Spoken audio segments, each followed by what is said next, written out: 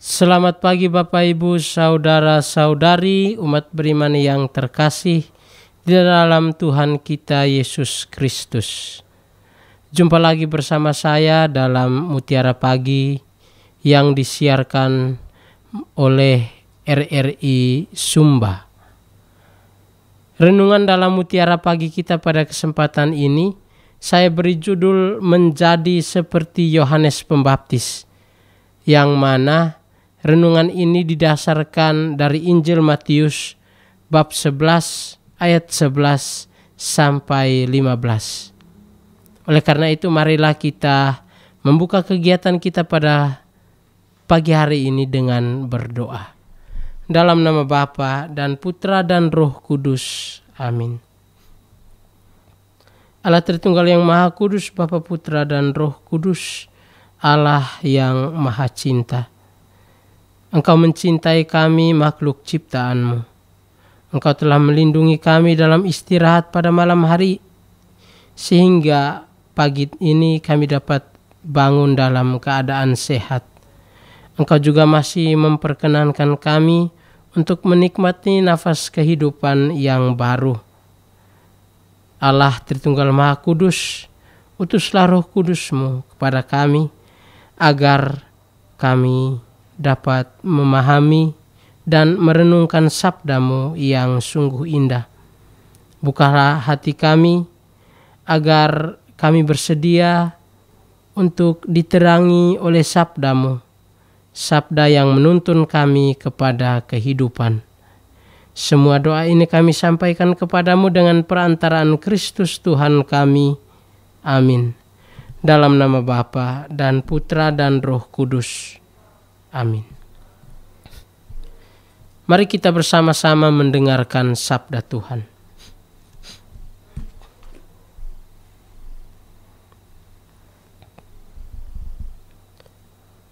Bacaan diambil dari Injil Matius. Aku berkata kepadamu, sesungguhnya di antara mereka yang dilahirkan oleh perempuan, tidak pernah tampil seorang yang lebih besar daripada Yohanes Pembaptis. Namun, yang terkecil dalam kerajaan surga lebih besar daripadanya. Sejak tampilnya Yohanes Pembaptis hingga sekarang, kerajaan surga diserong, dan orang yang menyerangnya mencoba menguasainya. Sebab semua nabi dan kitab Taurat bernubuat hingga tampilnya Yohanes. Dan jika kamu mau menerimanya, ialah Elia yang akan datang itu. Siapa bertelinga, hendaklah ia mendengar. Demikianlah Injil Tuhan, terpujilah Kristus.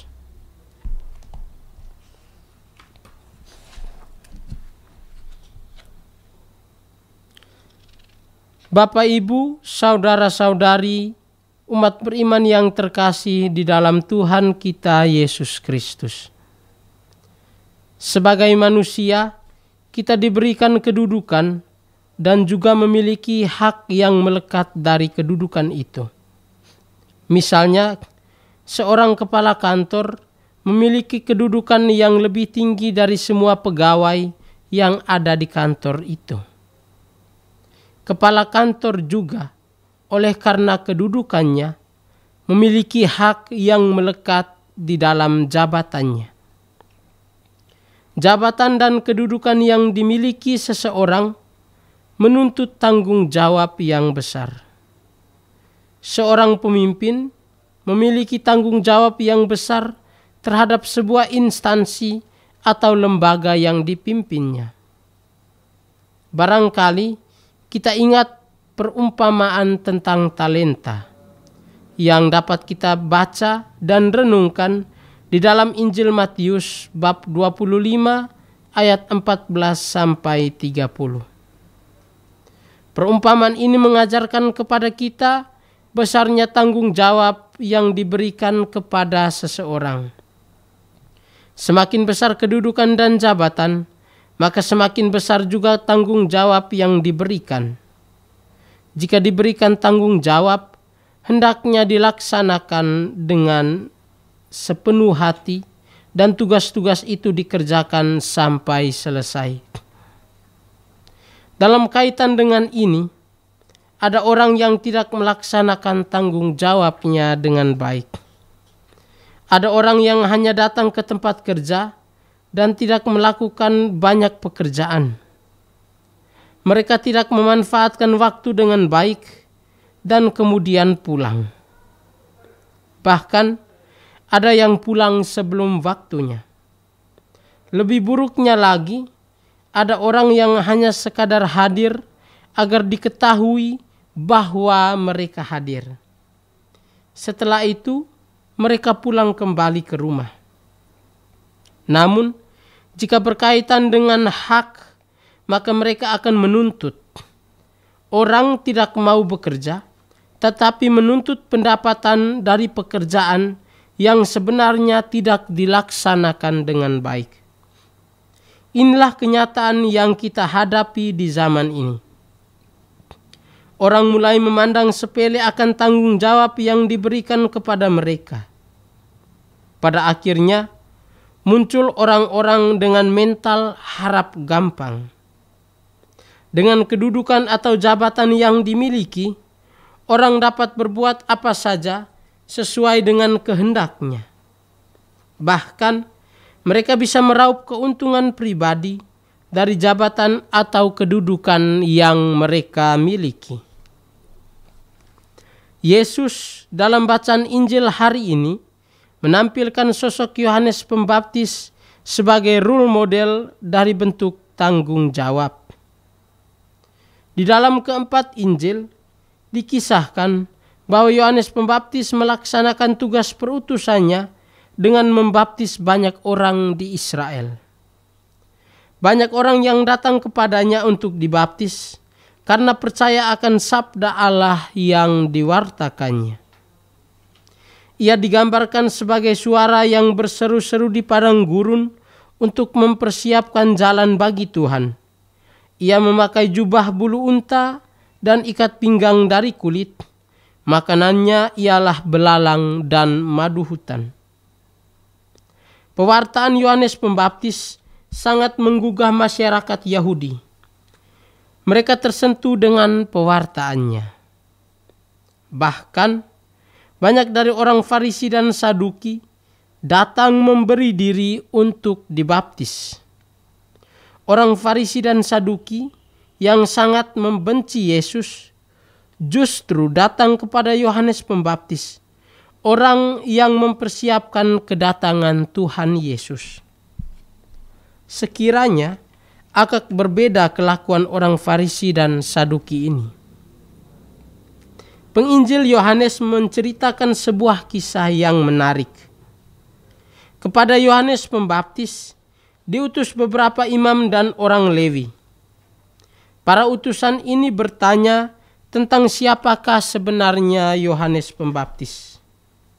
Mereka menerka-nerka bahwa Yohanes Pembaptis adalah Mesias yang dijanjikan Allah kepada bangsa Israel yang menantikan pembebasan. Mereka amat tertarik dengan pewartaannya. Yohanes Pembaptis bisa saja mengatakan bahwa ia adalah Mesias yang dijanjikan Allah. Toh mereka pun tidak tahu siapa sebenarnya dirinya. Yohanes Pembaptis bisa saja memanfaatkan ketidaktahuan para imam dan orang Lewi untuk mencari keuntungan pribadi. Namun, dengan tegas ia mengatakan bukan sebagai suatu bentuk kejujuran. Sesungguhnya, ia mewartakan kebenaran. Ia sadar bahwa tugasnya ialah hanya untuk mempersiapkan jalan bagi kedatangan Mesias yang nyata dalam diri Yesus Kristus. Orang Farisi pun bertanya, apakah ia Elia atau nabi yang akan datang? Sekali lagi, Yohanes Pembaptis menegaskan bahwa ia bukanlah seperti yang mereka sangka. Ia bukan Elia, bukan juga nabi yang akan datang.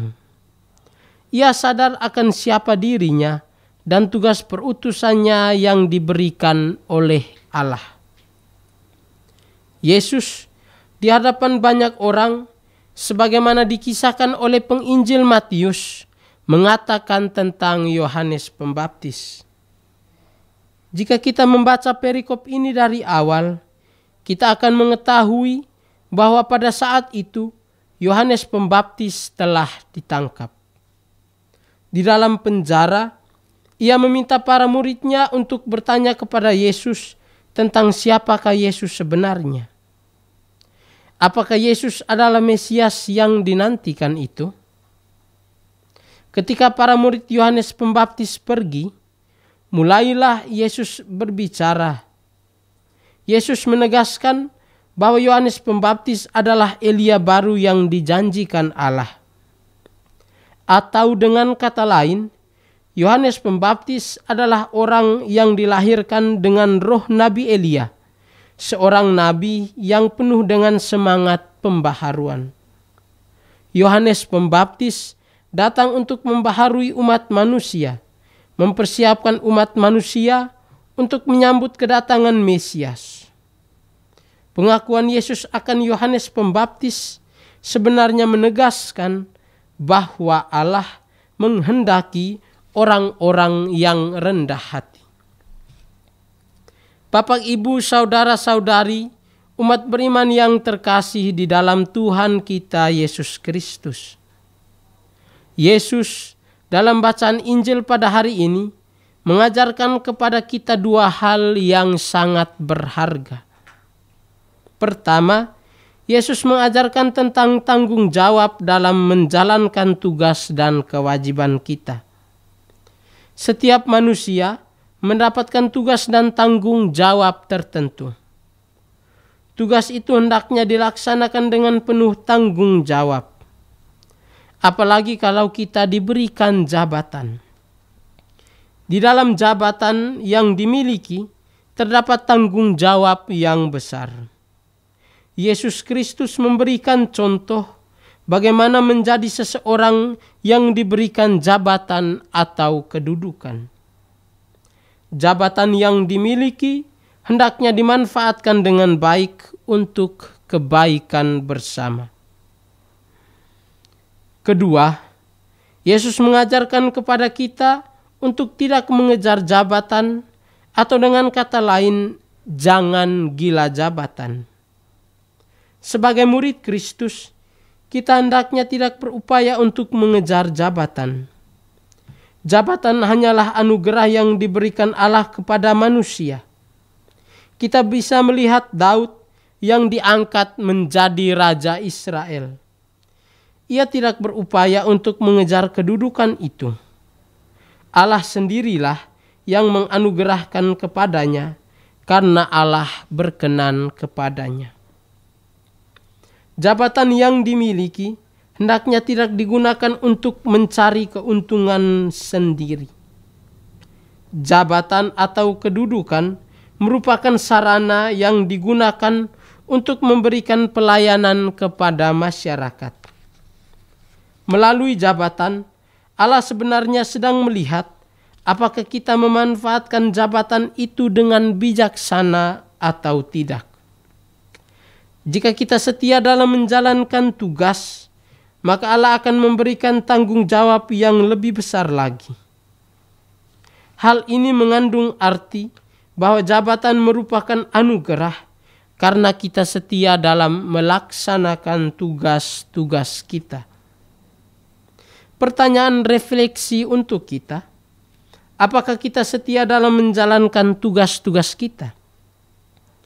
Jika kita diberikan jabatan, apakah kita memanfaatkan jabatan itu untuk melayani atau untuk berkuasa dan meraup keuntungan pribadi? Realita yang kita hadapi ialah banyak sekali pemimpin kita salah memanfaatkan jabatan yang dimiliki. Mereka berusaha untuk memperkaya diri melalui jabatan yang dimiliki. Banyak sekali terjadi kasus korupsi karena para pemimpin yang dipilih tidak memiliki integritas yang tinggi. Banyak orang setelah dipilih menjadi pemimpin selalu berusaha untuk memperkaya keluarganya. Bahkan anggota keluarga yang kurang kompeten diangkat menjadi pegawai dan mendapatkan jabatan tertentu. Para wakil rakyat kita tidak bekerja dengan sungguh-sungguh mewakili rakyat, tetapi bekerja untuk memenuhi kepentingan pribadi, memperkaya diri. Sebagai murid Kristus yang sejati, kita hendaknya belajar dari Yesus sebagai pemimpin sejati kita. Yesus memberikan contoh bagaimana menjadi seorang pemimpin yang baik. Sebagai pemimpin, kita hendaknya selalu melayani masyarakat. Dari Yohanes Pembaptis, kita belajar untuk tidak memanfaatkan jabatan demi mencari keuntungan diri. Amin.